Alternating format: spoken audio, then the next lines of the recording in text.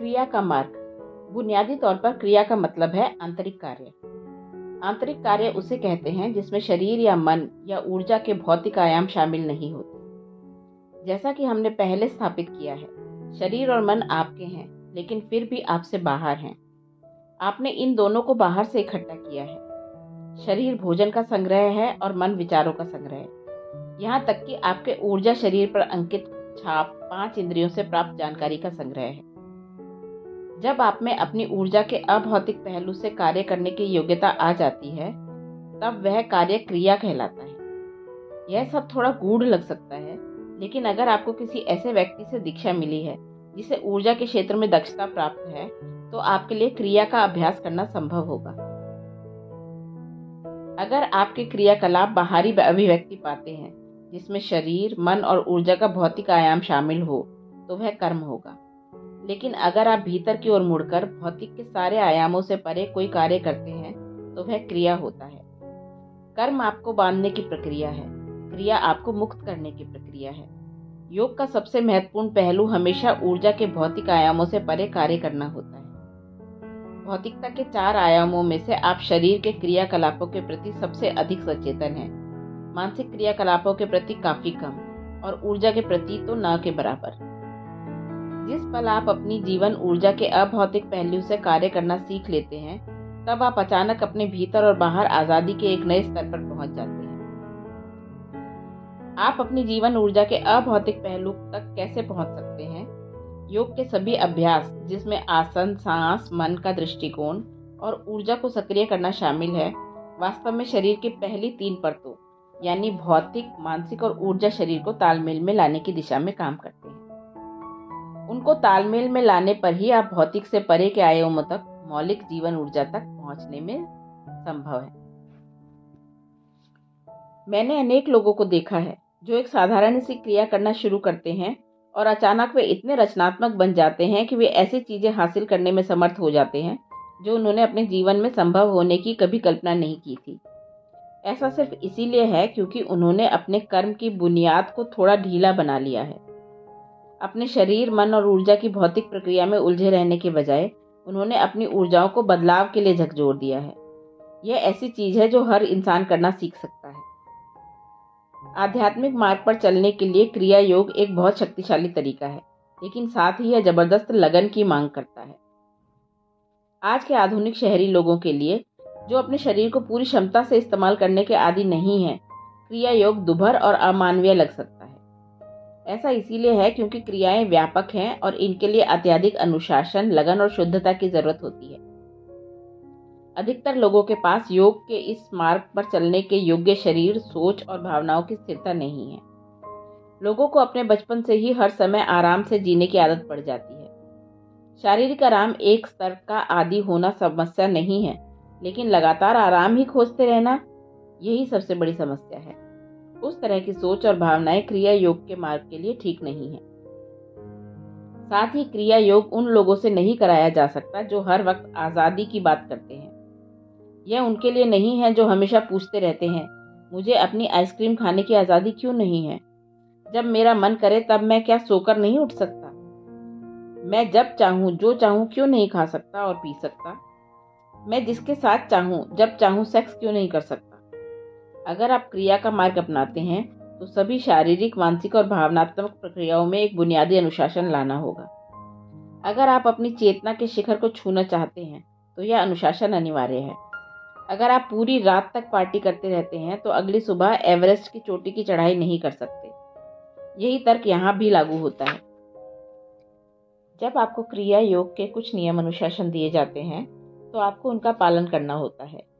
हो सकता है कि अनुशासन की आवश्यकता आप आगे चलकर समझें, लेकिन इसकी पूरी व्याख्या कभी नहीं की जा सकती, और अगर इसे समझाना पड़े तो क्रिया का सार नष्ट हो जाएगा।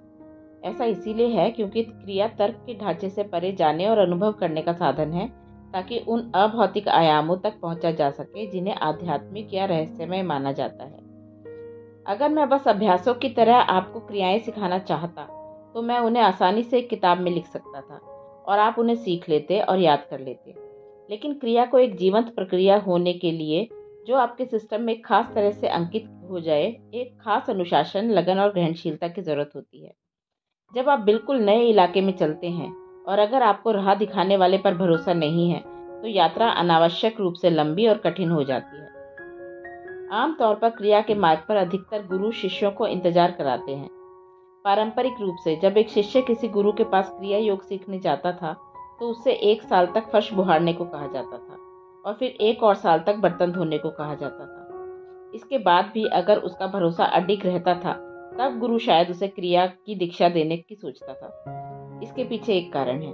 एक बार जब आप किसी इंसान को एक खास तरह से सशक्त बना देते हैं कि उसका सिस्टम सामान्य स्तर से ज़्यादा जीवंत हो जाए और अगर उसकी सोच और भावनाएं वैसी नहीं हैं जैसे कि होनी चाहिए तो वह खुद को ही भारी नुकसान पहुंचा सकता है। हालांकि आज की दुनिया में लोगों में उस किस्म का भरोसा आने के लिए उनके पास उतने समय का होना और तब इन क्रियाओं को अंकित करना कठिन है। यह असंभव नहीं है लेकिन इसकी संभावना नहीं के बराबर है। मैंने अपने जीवन के 21 साल एक शक्तिशाली क्रिया शांभवी महामुद्रा को रूपांतरित करने में लगाए हैं ताकि आज की दुनिया में बड़ी संख्या के लोगों को सिखाया जा सके। कुछ खास पहलुओं को जिससे लोगों को स्वयं या दूसरों को हानि पहुंच सकती है या जिससे उनके आसपास के तत्व प्रभावित हो सकते हैं उन्हें सुरक्षित तरीके से निकाल दिया है ताकि उसके शारीरिक, मनोवैज्ञानिक और आध्यात्मिक लाभ ही बाकी रह जाएं। उन 2 दशकों के दौरान मैं जानबूझकर हर तरह की सार्वजनिक पहुंच से दूर रहा क्योंकि मेरा पूरा ध्यान मुख्यतः इस क्रिया के पुनर्गठन पर केंद्रित था ताकि यह बिना किसी प्रतिकूल प्रभाव के व्यापक रूप से प्रदान की जा सके।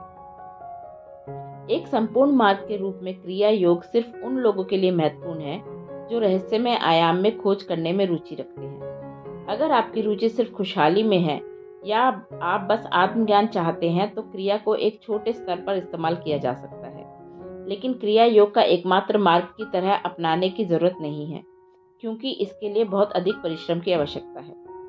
अगर आप बिना किसी मार्गदर्शन के क्रिया के मार्ग पर बहुत तीव्रता से चलते हैं तो भी उसका फल मिलने में कई जीवन काल लग सकते हैं।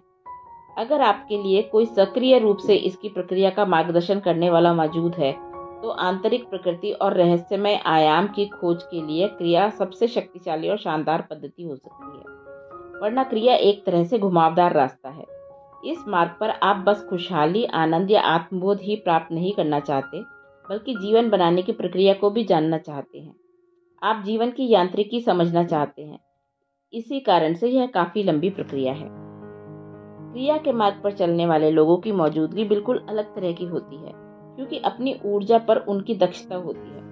वे जीवन को छिन्न भिन्न कर सकते हैं और फिर से इकट्ठा करके जोड़ सकते हैं। अगर आप दूसरे मार्ग पर चल रहे हैं जैसे ज्ञान मार्ग, तो आपकी बुद्धि की धार बहुत पैनी हो सकती है लेकिन अपनी ऊर्जाओं के साथ आप कुछ खास नहीं कर सकते। इसी तरह से अगर आप भक्ति या समर्पण के मार्ग पर हैं तो भी आप अपनी ऊर्जाओं के साथ कुछ खास नहीं कर सकते और आप इसकी परवाह भी नहीं करते क्योंकि तब आपकी भावनाओं की तीव्र मधुरता ही मायने रखती है।